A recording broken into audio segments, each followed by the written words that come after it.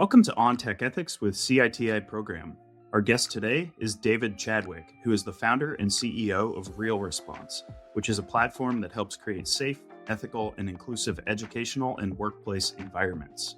Today, we are going to hear more about RealResponse, including its origin story, how it works, and how it can help institutions create healthy cultures, successful programs, and positive experiences for all. Before we get started, I want to quickly note that this podcast is for educational purposes only. It is not designed to provide legal advice or legal guidance. You should consult with your organization's attorneys if you have questions or concerns about the relevant laws and regulations that may be discussed in this podcast. In addition, the views expressed in this podcast are solely those of our guest. And on that note, welcome to the podcast, David. Thanks, Daniel. It's a pleasure to be here. I appreciate you having me. Absolutely. It's wonderful to have you. So I know RealResponse has an interesting origin story. Can you tell us more about yourself and why you founded this platform? Sure. So, like many companies, this actually began as a collegiate class project for me. In 2012, I was taking an entrepreneurship class at Rice University.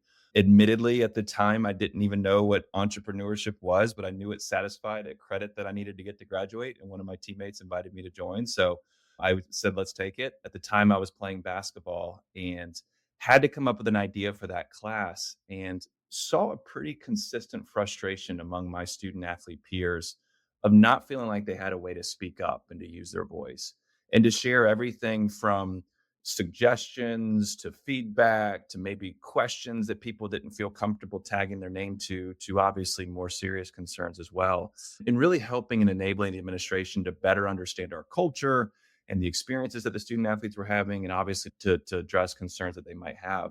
So it was actually during that class that I talked to our athletic director at the time, and I pitched him on this concept. And he said to me and validated it further, David, from an AD's chair, an athletic director's chair, it's really hard to get feedback from student athletes. We might try to do an exit interview while someone's on their way out, but even then we're asking them, hey, how'd the last 2, 3, 4 years go? It's much too late to actually address those things. Or we might do a survey, but we get very little participation. And then he used the magic phrase, if you could help me collect student athlete feedback, I would pay you for it. So I said, great, let's try to find a way to make this happen. So I asked him, I said, who are 3 athletic directors in your network that I could also interview to validate that there's an opportunity here? He gave me 3 names. At the end of those 3 calls, I asked those 3 people for 3 names. And literally over a year period during that class, I interviewed over 200 Division I athletic directors. And to put that in context, there's roughly 350 across the country. So I got a huge sample size. And I heard enough validation from them too, and a similar response from our athletic directors of frustration, right? We find out about stuff when it's way too late. If we would have known about it earlier, we could have addressed it. Student athletes don't provide feedback in real time, et cetera, et cetera. So we ended up launching a survey instrument in our first year of operation to help these athletic directors that we had talked to do that exact thing, gather feedback from their student athletes on really the more holistic student athlete experience, right? Coaches, support areas, service, travel, gear, you name it. And to help them also not only understand their results, but benchmark against national averages so they could see what's going well and what needs to be improved.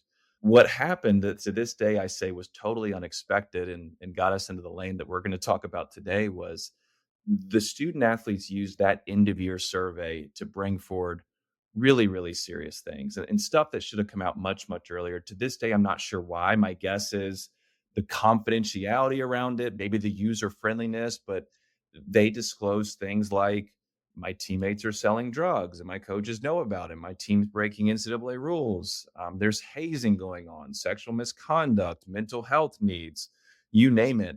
And the immediate response from those schools that we were working with beyond the disbelief was, holy smokes, we can't wait till surveys anymore, right? We need that real-time mechanism for people to be able to come forward at any time. So that sent us off to the races. We added a real-time anonymous reporting portal. So these athletes had a way at any time to raise those concerns versus just anchoring at the end of the season.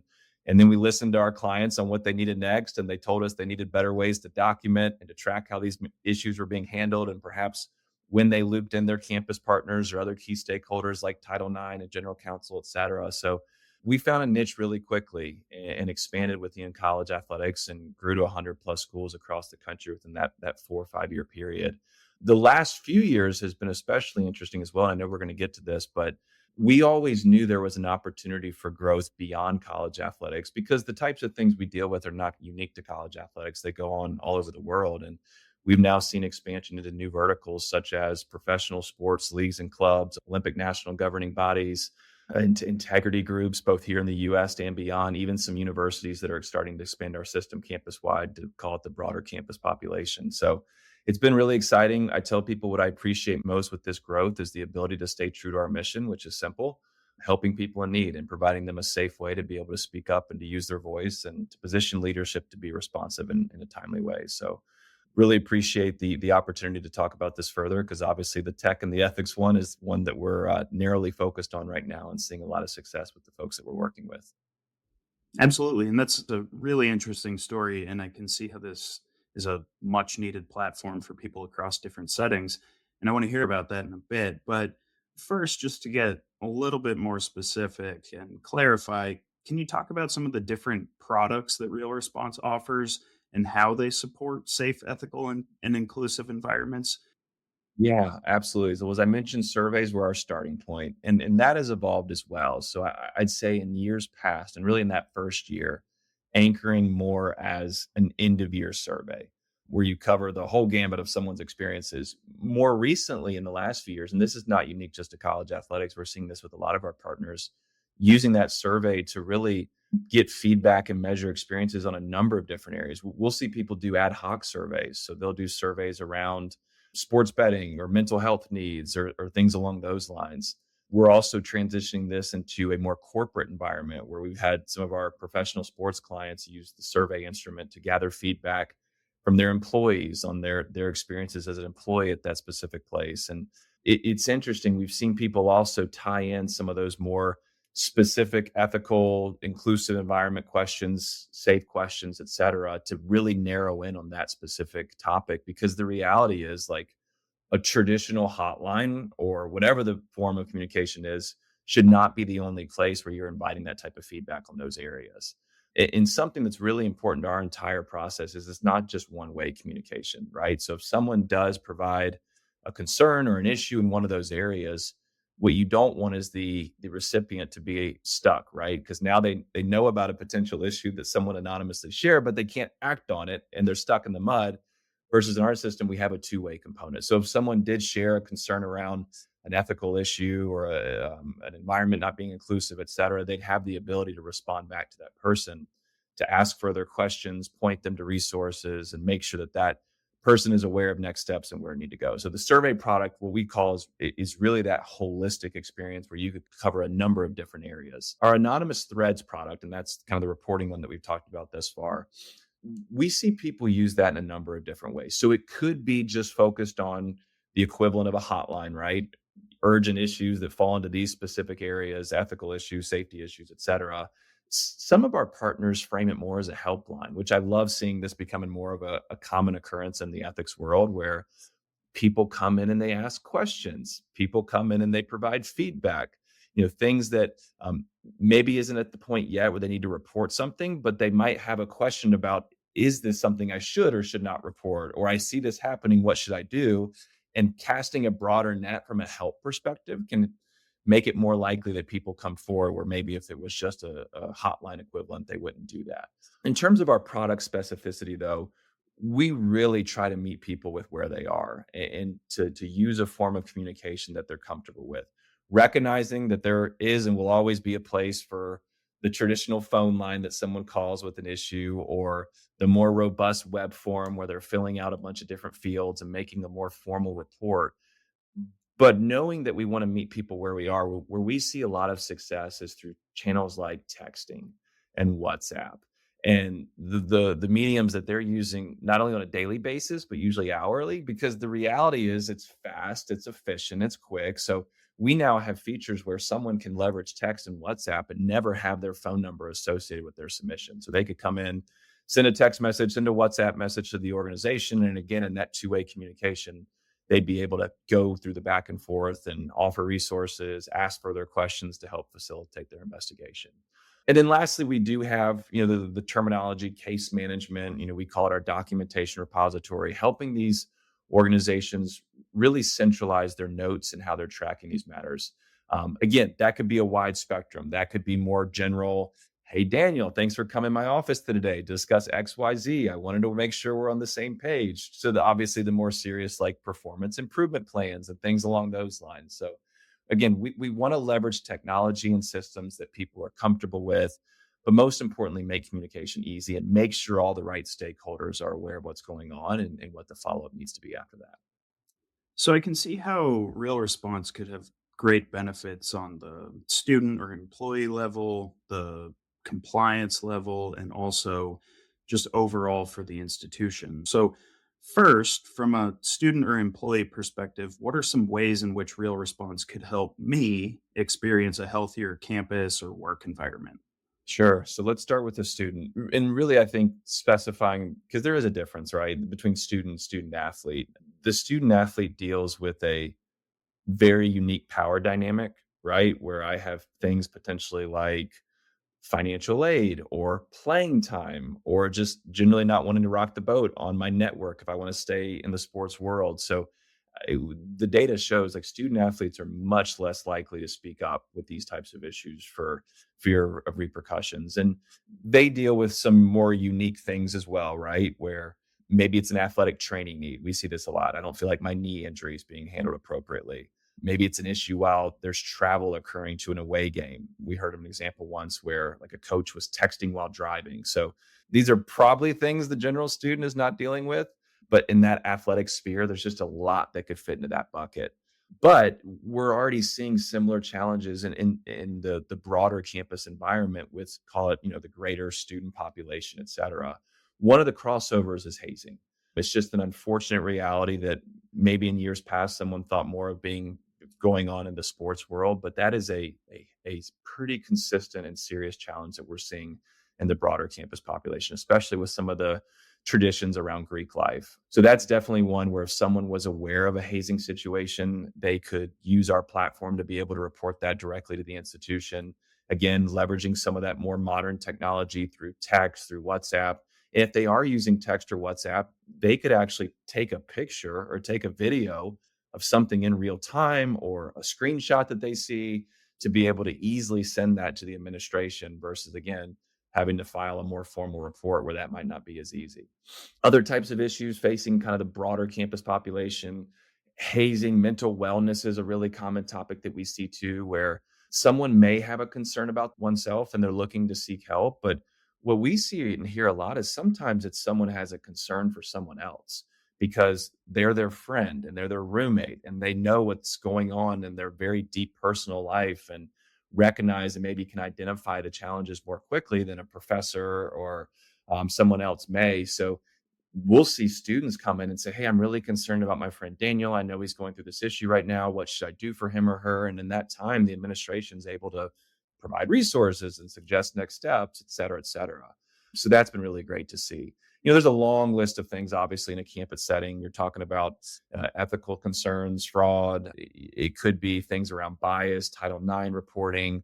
A newer one we're seeing is sports betting, which we can go down that path if you want. But both in the athletics and the non-athletic sphere, as more and more states are legalizing sports betting. So there's a number of different areas that, again, traditional reporting channels have been set up on campuses, but where we're seeing a lot of success is disrupting that and providing some of those modern technologies where, if you walk into a common area on campus, what most students are doing is they're staring at their phone. And I joke with people, they're probably texting with each other, even if they're a few tables away, but it's just the world that we live in. That's unique to the campus environment. I'd say in kind of the broader HR corporate world, it's similar to what we've seen in the athletic sphere, where, again, there's this more pressured environment because oftentimes people are taking pay cuts. They're maybe starting a little bit lower where they would be outside of a sports world because they really want to work in sports. In some examples, it might be this is the specific pro team that I grew up following. I'm a huge fan and I want to support this organization and be a part of the organization. So we see people really frame Real Response as an opportunity to share feedback and concerns. It could be among a number of different areas. It could be workplace conduct issues. It could be health and safety violations, mental health needs, discrimination, harassment, policy, et cetera. But what we're seeing a lot of our folks, and maybe this is a little bit of a difference in the demographic, right? The 18 to 22-year-old college student versus the adult, but really putting the accountability back on them. There's a terminology that we've seen people use in our application where they say comments can be about major issues or minor challenges. Just in short, share whatever you think is important for us to hear. Our tagline we use a lot is elevate voices. And I think that aligns here well, right? If this is something that you think is important to speak up on, please do so. And the appropriate people will, number one, know about this, but number two, be able to respond back and hopefully resolve this for you in a timely way. So again, I keep saying broad because it's a flexible system with a lot of different ways that it could be utilized. But those are some of the common ways that we've seen both on our campuses and kind of in a corporate environment. I want to take a quick break to tell you about CITI Program's On Campus podcast, hosted by my colleague Ed Butch. On Campus explores current issues that impact higher education institutions. After listening to this conversation with David, I encourage you to check out On Campus, where you can hear more from David and Ed regarding the use of RealResponse on college and university campuses. You can listen and subscribe wherever you listen to podcasts. Now, back to my conversation with David. And you alluded to this a bit when talking about the ways in which students or employees can utilize this, but from a compliance perspective, how can Real Response help administrators and staff facilitate compliance with, various laws and regulations and standards across different settings? Sure. So it's interesting because we don't necessarily always frame as reporting, hotline, et cetera. We do see a lot of people leverage Real Response just to ask questions. Again, my name's not tagged to this, my contact information's not tagged to this. I can come in and ask a question about a number of these different areas. So maybe someone's coming in and asking for specific clarity around sports betting. Am I allowed to do this? Is this illegal, et cetera? Maybe someone's coming in with questions around Title IX compliance. Maybe someone's coming in and asking, is this ethically allowed or not?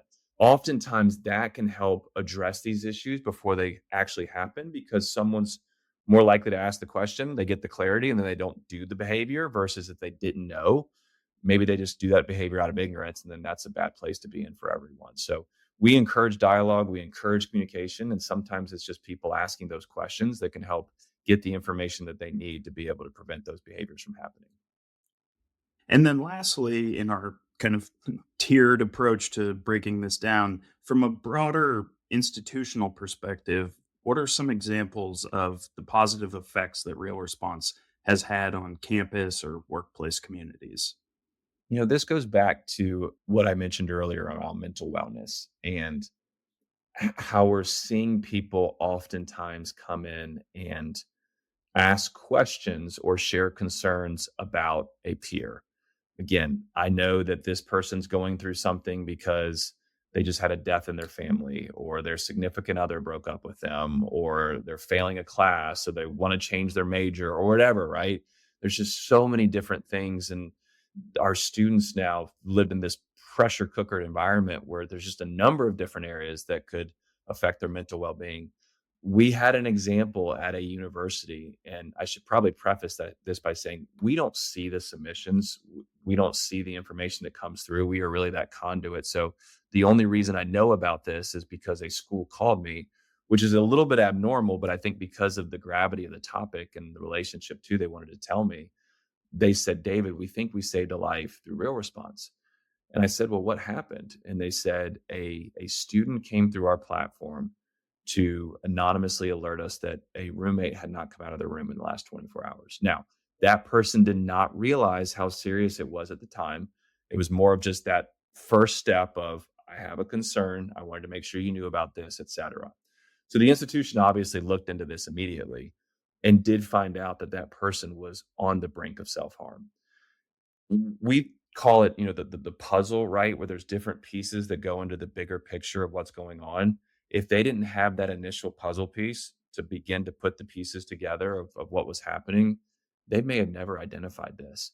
But by creating that way for communications to happen quickly, breaking down barriers, inviting not just reports of issues, but again, questions, potential concerns, et cetera, they were able to flag this, immediately put it on their radar, loop in the right people on campus, hospitalize this individual. And again, we'll never know, right? But to have potentially prevented a tragedy, at the end of the day, there's nothing more precious than life. So we encourage those types of behaviors and use cases within our partners, which has been really great to see.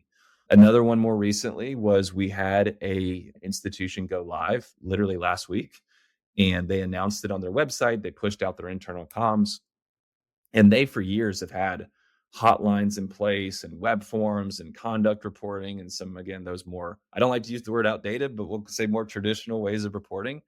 And they too called me and said their first day, they had 9 reports of hazing.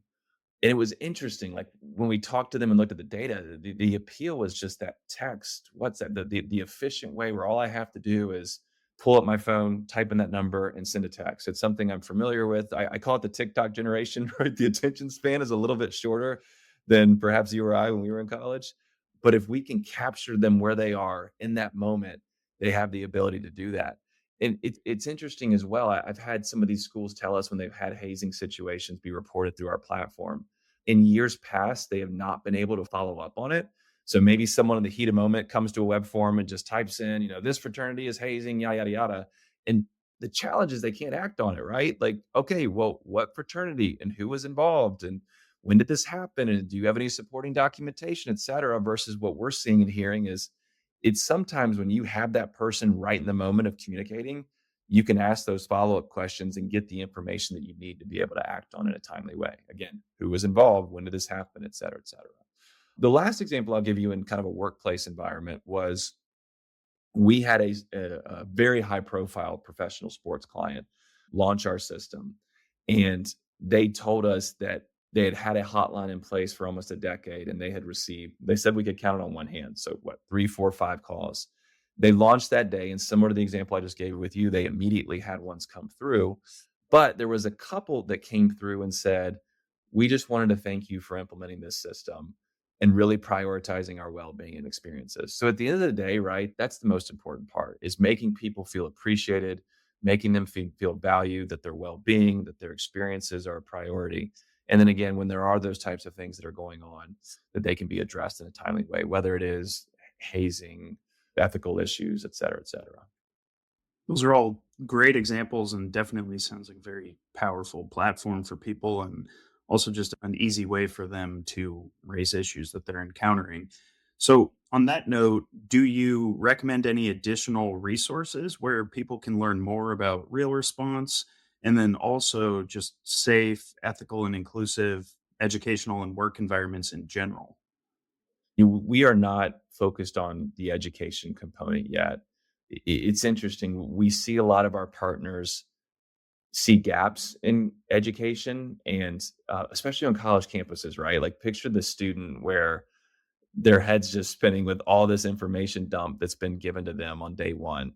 Okay, where do I go for this? And how do I do that? And where do I do for this? And it can sometimes be challenging to then also learn, oh, this is where I go to report. And this is where I go if I have an ethical concern or inclusive concern, et cetera, et cetera. So there's a lot of really great platforms that can educate, whether it is a student or employee, on policies, procedures, where to go, et cetera.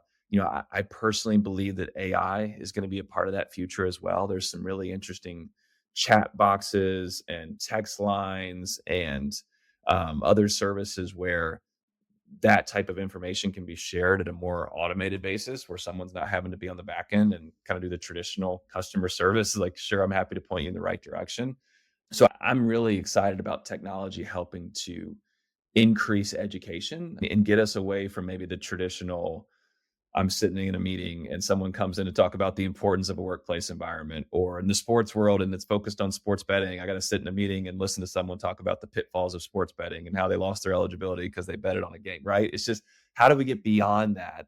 Because education is so important in making sure that people are aware of policies and procedures are sometimes just the first step to be able to do those things. We have tried our best again to position ourselves by being able to answer questions and linking to pages and things like that, but I think the best is yet to come over the next couple of years on some of those educational components. Certainly, and I could definitely see how something like AI could help create a more personalized experience for people in that specific context. So, on that note, do you have any final thoughts you would like to share that we have not already touched on? What I would say, and this is kind of my final send off and encourage people to think about is where we see issues oftentimes is when there are silos. Again, let's use a university setting as an example. There's so many different offices. There may be a Title IX office, there may be a compliance and ethics office, there may be a student conduct office, and then maybe even then it's separate from the dean of students office, focused on kind of ethical standards and reporting. Sometimes each of those have their own reporting line, right? I'm reporting to compliance and ethics. I'm reporting to Title IX. I'm reporting to the Dean of Students Office, student conduct. It can be really confusing. This goes back to your last question, just around like clarity and education and what to do. So I encourage the people that we talk to, the organizations that we talk to collaborate as much as possible. And we're starting to see a little bit of a trend in that direction where, I've spoken to actually 2 universities in the last couple of weeks that are doing a complete audit of their system for that exact, or of their systems rather, plural, for that exact reason, because they said everyone has their own systems, no one speaks together, these issues happen, and we're operating in silos. So how can we break down barriers and make sure the right people are involved when these types of things come through and are operating in a succinct way? We did one case study a couple months ago where the organization used the analogy of an orchestra, right? Like campuses should be like an orchestra where there's different skill sets, different expertise, but in the event of something happening, everyone's coming together and it makes a beautiful sound as a result of it. So I just think it's critically important as we talk about ethics and reporting lines and detecting potential issues that need to be addressed, that everyone is operating in a succinct way and breaking down barriers internally as well, so people aren't trying to silo off their own systems and their own reporting lines, and thus making it even more confusing for the end user when they want to raise a concern and communicate with someone. Absolutely. And I think that's a great place to leave our conversation for today. So, thank you again, David. Thank you, Daniel. I appreciate the opportunity and the great work you guys do to spotlight important topics in the tech and ethics space. And I also invite everyone to visit citiprogram.org to learn more about our courses and webinars on research, ethics, and compliance. You may be interested in our Safe Research Environments course, which addresses ways to create and maintain healthy workplace environments in various research settings. And with that, I look forward to bringing you all more conversations on all things tech ethics.